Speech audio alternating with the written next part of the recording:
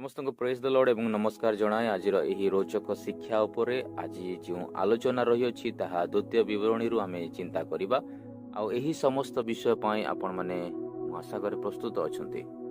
तेबे चलंतु आमे एक प्रभावशाली ग्रंथ उपरे आलोचना करिबा जहा केवल इतिहास नुहे किंतु संपूर्ण जाति उपरे एक भविष्यत को निर्धारित करिथिला। आमे आलोचना करूछु द्वितीय विवरणी जहा कि डिट्रोनॉमी बोली मध्ये जणा जाय। कल्पना करंतु जो पीढ़ी वर्ष वर्ष धरी मरुभूमि रे बुलिवा परे मध्य एबे ठीक प्रतिज्ञात देशर सीमा को आसी ठिया होई अछन। एहा हेउची तांकर महान नेता मोसांकर शेष विदाय कालीन भाषण। सेमानको आगरे एक अजणा भविष्यत मध्य अछि ओ अतीतर भूल को न दोहराइबार एक चैलेंज मध्य अछि। एही विश्लेषण रे आमे बुझिबा जे एहा काहे कि एक नीति नियमर तालिका नुहे बरं परमेश्वरଙ୍କ सहित एक निबिड़ संपर्कर नूतन आरंभ मध्य थिला। एही रोमांचक यात्रा को आमे मुख्यतः 5 भाग रे बुझिबा को चेष्टा करिबा। प्रथम रे प्रतिज्ञात सीमा रे थिबा परिस्थिति, द्वितीय रे नियमर पुनः प्रदान, तापरे एक नया पीढ़ी पाई नियम, चतुर्थ रे जीवन बाछिबार चूड़ांत विकल्प एवं शेष रे दायित्वर हस्तांतर। तेबे आसंतु आरंभ करिबा। प्रथम भाग प्रतिज्ञात सीमारे थिबा आह्वान और संकट। देखंतु जे कोनसी पुस्तक को गभीर भाव रे बुझिबा को हेले ताहार पृष्ठभूमि जानिबा निहाती आवश्यक एवं बहुत दरकार अटे। इस्राएलियो माने सेते बेले कोनसी साधारण यात्रा रे नथिले। सेमानंको उपरे प्रचंड मानसिक एवं आध्यात्मिक चाप थिला। मिस्रर दासत्वरु मुकुलिबा परे मध्य तांकर गंतव्य स्थिति अधिक कष्टकर थिला। सेही स्थानटी केवल भूगोलर गोटे बिंदु नथिला बरं ताहा थिला विश्वास एवं भविष्यतर बड़ परीक्षागार। टिकिए इतिहासर टाइमलाइन को नजर पकांतु। प्रथमे हेला प्रस्थान बा मिस्ररु बाहरिबा। तो विलंबनार विषय हेला सेही पुराना पीढ़ीर अविश्वास एवं विद्रोह जोगु सेमानंकु पूरा 40 वर्ष काल सुखिला मरुभूमि रे बुलिबाकु पड़िला। सेही पुराना पीढ़ी सेही मरुभूमि रे ही शेष होई गले। आउ एबे प्राय ख्रीष्टपूर्व 1406 बेलकु संपूर्ण नया पीढ़ी आसी जर्दन कूଳରେ थिबा मोयाब प्रांतरे पहुंची छंती।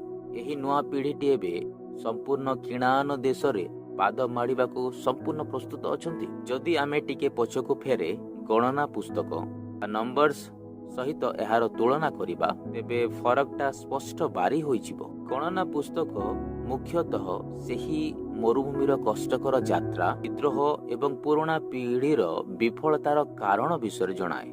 किंतु द्वितीय विवरणीर कथा एकदम अलगा। एहा निराश जगारे आशार दीप जलाई देखाई दिए। एहा किणान देश रे रहिबार प्रस्तुति, नया पीढ़ीर शिक्षा और सबुठु जरूरी कथा आज्ञा बहता उपरे जोर देइथाय। एहा विद्रोहरु बाहरी आज्ञा बहता आड़कू एक सुंदर यात्रा।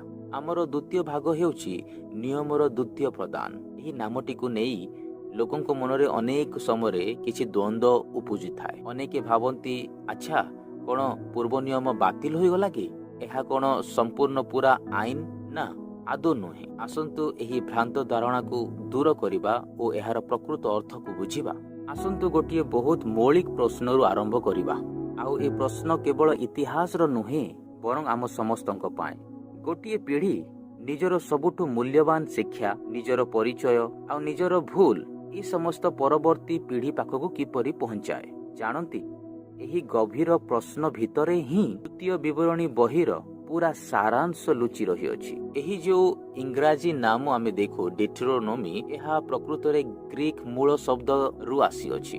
ग्रीक रे डिट्रो माने हेउछि द्वितीय आउ नोमोस माने हेला नियम। दुईटी जाक मिसी गले तार अर्थ हुए नियमर द्वितीय प्रदान, second giving of the law.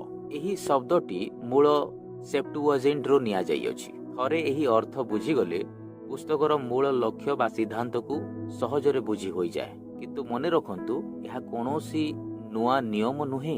परमेश्वर जो नियम सिनाय पर्वत रे देइथिले एहा हेउछि सेही मूल नियमर एक समीक्षा, ताहार विस्तार एवं पुनरावृत्ति। एबे आपण भाबुथिबे पुनरावृत्ति बा रिविजन काहे की दरकार थिला? कारण एही नुआ पीढ़ी सेही प्रथम घटना बेलकु बोधे छोट पिला थिले किंबा आदो जन्म होई नथिले। एबे सेमाने एक नुआ देश रे ଅନ୍ୟ ସଂସ୍କୃତିର ଲୋକମାନଙ୍କ ମଧ୍ୟରେ ରହିବେ। ତେଣୁ ନିଜର ପରିଚୟ ଏବଂ ପରମେଶ୍ୱରଙ୍କର ନିୟମକୁ ଜଣାଇଦେବା ନିହାତି ଜରୁରୀ ଥିଲା। ଦ୍ୱିତୀୟ ବିବରଣ, ଏହା କେବଳ କିଛି ନିୟମର ତାଲିକା ନୁହେଁ, ଏହା ହେଉଛି ମୋଶାଙ୍କର ଶେଷ ଭାଷଣ, ଗୋଟିଏ ଏମିତି ଭାବପ୍ରବଣ ସମ୍ବୋଧନ ଯାହା କେବଳ ନୂଆ ଏକ ଯୁଗର ଠିକ୍ ଆରମ୍ଭ ପୂର୍ବରୁ ଦିଆଯାଇଥିଲା। ଏଇଠାରେ ଗୋଟିଏ ଭୁଲ ଧାରଣାକୁ ସ୍ପଷ୍ଟ ଭାବରେ ଦେଖିବା ବହୁତ ଜରୁରୀ ଅଟେ। ଏହାର ନାଁ ଡିଟ୍ରୋନୋମି, ଯାହାକି ଶୁଣିଲେ ଲାଗେ ଯେ ଏହାର ଅର୍ଥ ହେଉଛି ଦ୍ୱିତୀୟ ବିବରଣୀ, ଯାହାକି ଦ୍ୱିତୀୟ ନିୟମ ବୋଲି ଭାବୁ, କିନ୍ତୁ କଥାଟି ସେମିତି ନୁହେଁ। ଏହା ଏକ ଭୁଲ ଅନୁବାଦ। ପ୍ରକୃତ ହିବ୍ରୁରେ ଏହାର ଅର୍ଥ ହେଉଛି ଏହି ନିୟମର ଏକ ନକଲ। ତେଣୁ ଏହା କୌଣସି ନୂଆ ନିୟମ ନଥିଲା, ବରଂ ପୂର୍ବରୁ ଥିବା ନିୟମ ଗୁଡ଼ିକର ଏକ ପୁନରାବୃତ୍ତି, ଗୋଟିଏ ସ୍ପଷ୍ଟୀକରଣ ଥିଲା। ପ୍ରଶ୍ନ ଉଠୁଛି, ମୋଶା ଏହି ଭାଷଣ କଣ ପାଇଁ ଦେଉଥିଲେ? ଦେଖନ୍ତୁ, ପରିସ୍ଥିତି ବହୁତ ଗମ୍ଭୀର ଥିଲା। ଗୋଟିଏ ନୂଆ ପିଢ଼ି ଯେଉଁମାନେ ମିଶରର ଦାସତ୍ୱ ଦେଖିନଥିଲେ, ସେମାନେ ପ୍ରତିଜ୍ଞାତ ଦେଶରେ ପାଦ ଦେବାକୁ ଯାଉଥିଲେ। ତେଣୁ ଆଶଙ୍କା ଥିଲା ସେମାନେ ନିଜର ଇତିହାସ, ନିଜର ପରିଚୟକୁ ଭୁଲି ଯାଇ ପାରନ୍ତି। ଏଣୁ ଏହା ଥିଲା ମୋଶାଙ୍କର ଶେଷ ପ୍ରୟାସ, ତାଙ୍କୁ ତାଙ୍କର ଇତିହାସ, ନିୟମ ଓ ସବୁଠୁ ବଡ଼ କଥା ଈଶ୍ୱରଙ୍କ ସହିତ ଥିବା ଚୁକ୍ତିକୁ ମନେ ପକାଇ ଦେବା ପାଇଁ ଏକ ପ୍ରକାର ଆଧ୍ୟାତ୍ମିକ ଦାୟିତ୍ୱ ହସ୍ତାନ୍ତର। ଯଦି ପୁରା ବହିର ସାରାଂଶକୁ ଗୋଟିଏ ଲାଇନରେ କହିବାକୁ ହୁଏ, ତେବେ ତାହା ହେବ, ସାବଧାନ ରୁହ, କାଳେ ତୁମ୍ଭେ ତାହା ଭୁଲିଯିବ। ଏହାକୁ ଏପରି ଭାବନ୍ତୁ, ଗୋଟିଏ ମ୍ୟାଚ୍ ଆଗରୁ କୋଚ୍ ଟିମ୍କୁ ଏହା କହୁଅଛନ୍ତି, ଆମେ ଯେତେ ପରିଶ୍ରମ କରିଅଛୁ, ଯାହା ସବୁ ଯୋଜନା କରିଅଛୁ, ସେସବୁ ମନେ ରଖ ଏବଂ ଭୁଲ ନାହିଁ, ଗୋଟିଏ ବି ଭୁଲ କରିବ ନାହିଁ। ଏହା ସେହିଭଳି ଏକ ଗୁରୁତ୍ୱପୂର୍ଣ୍ଣ ମୁହୂର୍ତ୍ତ ଥିଲା। ଏବେ ଆସନ୍ତୁ ତୃତୀୟ ଭାଗକୁ ଯିବା। ଏହି ବିଭାଗ ହେଉଛି ନୂଆ ପିଢ଼ି ପାଇଁ ଏକ ମାର୍ଗଦର୍ଶିକା ବା ଗାଇଡ ବୁକ୍। ଜୀବନର ଏକ ନୂଆ ଅଧ୍ୟାୟ ଆରମ୍ଭ କରିବାକୁ ଯାଉଥିବା ଲୋକମାନଙ୍କ ପାଇଁ ଗୋଟିଏ ଭଲ ଗାଇଡ ବୁକ୍ ନଥିଲେ ସେମାନେ ବାଟ ବଣା ହେବା ସୁନିଶ୍ଚିତ। ପୁସ୍ତକର ସଂରଚନା ବା ଷ୍ଟ୍ରକ୍ଚର ବହୁତ ଚମତ୍କୃତ ଅଟେ। ଏହାକୁ ଆମେ 4ଟି ଭାଗରେ ବାଣ୍ଟି ପାରିବା। ପ୍ରଥମ 4ଟି ଅଧ୍ୟାୟରେ ମୋଶା ଅତୀତର ସମସ୍ତ କଥାକୁ ମନେ ପକାଇଛନ୍ତି, କାରଣ ଅତୀତରୁ ଶିଖିଲେ ହିଁ ଭବିଷ୍ୟତ ଉଜ୍ଜଳ ହୁଏ। ତାପରେ ଅଧ୍ୟାୟ 5ରୁ 26 ପର୍ଯ୍ୟନ୍ତ ନିୟମ ଗୁଡ଼ିକର ପୁନରାବୃତ୍ତି ହୋଇଛି, ଯାହାକି ପୁସ୍ତକର ସବୁଠୁ ବଡ଼ ଅଂଶ। ତୃତୀୟରେ ଆସେ ଆଶୀର୍ବାଦ ଏବଂ ଅଭିଶାପର କଥା। ଶେଷରେ ମୋଶାଙ୍କର ଅନ୍ତିମ ବାର୍ତ୍ତା ଆଉ ତାଙ୍କର ମୃତ୍ୟୁର ବର୍ଣ୍ଣନା। କ୍ରମାଗତ ଭାବରେ ଏହା ଏକ ପୂର୍ଣ୍ଣାଙ୍ଗ କାହାଣୀ ତିଆରି କରିଥାଏ।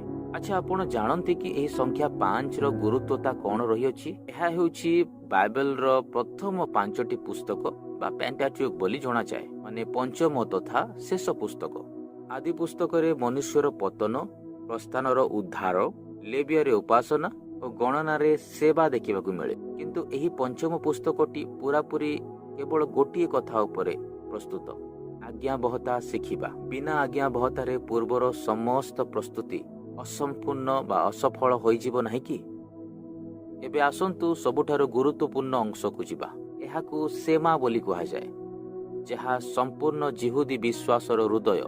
ହେ ଇସ୍ରାଏଲ, ଶୁଣ, ସଦାପ୍ରଭୁ ଏକମାତ୍ର ପରମେଶ୍ୱର ଆମମାନଙ୍କର ପରମେଶ୍ୱର ସଦାପ୍ରଭୁ ଅଟନ୍ତି, ଆଉ ତୁମେ ନିଜର ସମସ୍ତ ଅନ୍ତଃକରଣ ସହିତ ତାଙ୍କୁ ପ୍ରେମ କର। ଭାବନ୍ତୁ ଟିକେ, ଏହା କେତେ ଗଭୀର କଥା। ପରବର୍ତ୍ତୀ ସମୟରେ ଖୁଦ୍ ଯୀଶୁ ମଧ୍ୟ ଏହାକୁ ମହାନ ଆଜ୍ଞା ବୋଲି କହିଥିଲେ। ପରମେଶ୍ୱର କେବଳ ଖୁଦ୍ ଯନ୍ତ୍ର ପରି ନିୟମ ସ୍ଥାପନ କରିବାର ଲୋକ ଖୋଜୁନଥିଲେ, ସେ ଖୋଜୁଥିଲେ ହୃଦୟରୁ ପ୍ରେମ।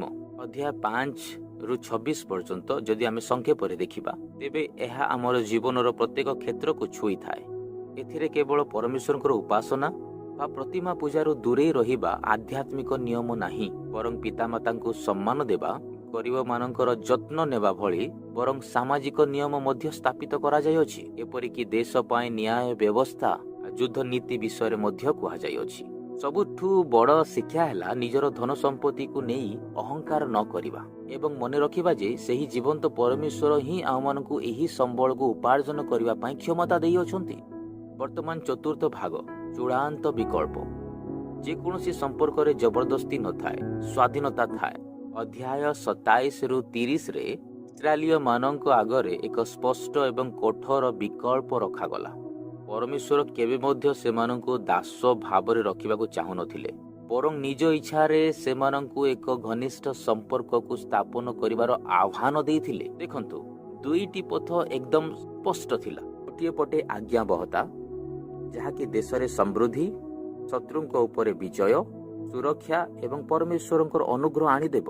କିନ୍ତୁ ଅନ୍ୟପଟେ ଅବଜ୍ଞାର ରାସ୍ତା ଥିଲା ଭୟଙ୍କର। ଏହା ବାଛିଲେ ପରାଜୟ, दुख कष्ट देशर निर्वासन आ कठोर विचार निश्चित थिला। एहाकू एक कविनेंट रिलेशनशिप बा चुक्ति भित्तिक संपर्क बोली कहा जाई पारे, जोंथिरे कि पसंद करिवार अधिकार लोकंक हातरे ही थिला। समस्त पुस्तक रे जदि गोटिए मुहूर्त सबुठु अधिक भावप्रवण जदि होइथाए तेबे ताहा हेउछि मोसांकर एही निवेदन। जणे बापा जेपरि निजर पिलांकु बुझांती ठीक सेमिति भावरे से कहउछंती, आज मु तुम आगरे जीवन एवं मृत्यु को रखी अछि, तेणु जीवन को मनोनीत कर। केते शक्तिशाली कथा। आज्ञा बहता केवल गोटे नियम नथिला, एहा थिला बंचिबार एकमात्र उपाय। एही चयन को गभीर भावरे बुझिबा पई गोटे शब्द उपरे ध्यान देबाकू पड़िबो, चुक्ति। जानिले आश्चर्य लागिबो जे एही गोटे शब्द द्वितीय विवरणी बही रे 27 थर उल्लेख हेबार देखु। एही ठारु आमे जानु जे एहा कोनोसी नंबर नथिला, किंतु एहा ईश्वरंकर चुक्तिर एक गभीर संपर्क को आलोकपात करिवार विषय थिला। एबे आम मनरे एक बड़ प्रश्न उठिबा स्वाभाविक अटे। केतेबेले एही नवा पीढ़ी सेही प्रतिज्ञात देशर समृद्धि सुविधा सुजोग भितरे प्रवेश करिवे और चारि पाखरे थिबा अन्य समस्त विषयर संस्पर्शर प्रलोभन देखिबे, सेतेबेले प्रकृतरे से माने कोन करिवे? निज बापा अजांक भଳି पुणी थरे भूल करिवे ना परमेश्वरंक प्रति विश्वस्त रहिबे? एही प्रश्न ही आगामी इतिहास पई एक बड़ रहस्य तयारी करी। आमे पहुंची गला एतेबेले हमर शेष तथा पंचम भागरे दायित्व हस्तांतरण। आपण माने तो जानंती कोनोसी महान कार्य जणे व्यक्तिंकर द्वारा शेष होई जाए नाही। जणे प्रकृत नेता से जे निज अनुपस्थिति पाई जणे योग्य उत्तराधिकारी छाड़ी जाए। आसंतु देखिबा किपरि भावरे ए स्थान रे एक नेतृत्वर परिवर्तन घटुछि एवं भविष्यत पाई एक मजबूत मूलदुआ पड़ुछि। एबे आमे जहा आलोचना करिबा ताहा खूब रोचक। द्वितीय विवरणी केवल पुरातन नियम भितरे सीमित नुहे, एहा नूतन नियम पाई किपरि भित्तिमूल तयारी करूअछि देखंतु। मोसा कहिथिले परमेश्वर ताहांको भଳି एक भविष्यत वक्ता को पठाइबे जहा जीशुंक ठारे पूर्ण हेला। द्वितीय विवरणी संपूर्ण आज्ञा बहता मागे आ ताहा केवल ख्रीष्ट ही संपूर्ण करी अछंती। मोसा थिले पुरातन नियमर मध्यस्थ, किंतु जीशु हेले नूतन नियमर मध्यस्थ। सेही परी मरुभूमिर सेही स्वर्गीय खाद्य जीवनर रोटी भावरे पूर्ण हेला। पुस्तकर शेष अध्याय रे मोसांकर अंतिम कार्य गुड़ाक लिपिबद्ध होई अछि। केते सुंदर भावरे परमेश्वर नुआ नेता प्रस्तुत करूअछंती। लोक माने जेपरि असहाय न हुअंती एथिपाई मोसा निजर उत्तराधिकारी भावरे जिहोसिया को नियुक्त करूअछंती। तापरे एक अद्भुत भविष्यवाणी मूलक गीत भावरे से परमेश्वरंकर विश्वस्तता को वर्णना करूअछंती। प्रत्येक वंश को आशीर्वाद करिबा परे से नव पर्वत ऊपर को जाई शेष निश्वास त्याग करंती। एहा टिके प्रकृतरे दुखदायक जे जेउ नेता जीवनर शेष पर्यंत लोक मानकु बाट देखाइबारे लगेई देले से निजे सेही प्रतिज्ञात देश रे पाद दे पारिले नाही। नव पर्वतरु से केवल ताहा देखि पारिले। तार कारण थिला तांकर अतीतर एक छोट अवज्ञा। एथिरु गोटिए कथा स्पष्ट, नियम समस्तक पई समान। से साधारण लोक हेउंतु किंबा महान नेता मोसांक भଳି, तथापि परमेश्वरंकर महान प्रेम देखंतु। बाइबल कहे मोसांकु परमेश्वर स्वयं निजे कबर देथिले बोली लेखा जाए। जदि आमे एही संपूर्ण पुस्तकर जीस्ट को बा मूल को गोटे वाक्य रे कहिबा तेबे ताहा हेबो एक आशीर्वाद प्राप्त भविष्यत परमेश्वरक प्रति विश्वस्त आज्ञाबहता उपरे ही निर्भर करे। सेतेबेलर समय हो कि आजिर समय परिवर्तित प्रलोभन रे भरा दुनिया भितरे परमेश्वरक प्रति निष्ठावान रहिबा ही प्रकृत सफलता। नियम गुड़िक बांधि रखिबा पाई नुहे, बरं आउमानकु सुरक्षित एवं ठीक बाटरे रखिबा पाई तयारी होई अछि। शेषरे एही आलोचना को एक चिंतामूलक प्रश्न सहित समाप्त करिबा। इतिहास केवल पुराना कालर गप नुहे, आजिर समय रे मध्य जेतेबेले आमर आगामी पीढ़ी को एही प्राचीन विश्वस्तता आध्यात्मिक अनुशासनर शिक्षा देई प्रस्तुत करूछे, ताहा आमर समाज और इतिहास को किपरि प्रभावित करूछि। आमे किपरि सुनिश्चित करिबा जे आमर परवर्ती पीढ़ी किपरि सत्यता एवं ईश्वरंकर भयरु दूरे जिवे नाही। आशा करूछि एही विश्लेषण आपनकु एक नूतन दृष्टि बा नूतन चिंताधारा देथिबो। एही विषय रे चिंता करंतु एवं ज्ञानर सही अन्वेषण को जारी रखंतु। धन्यवाद।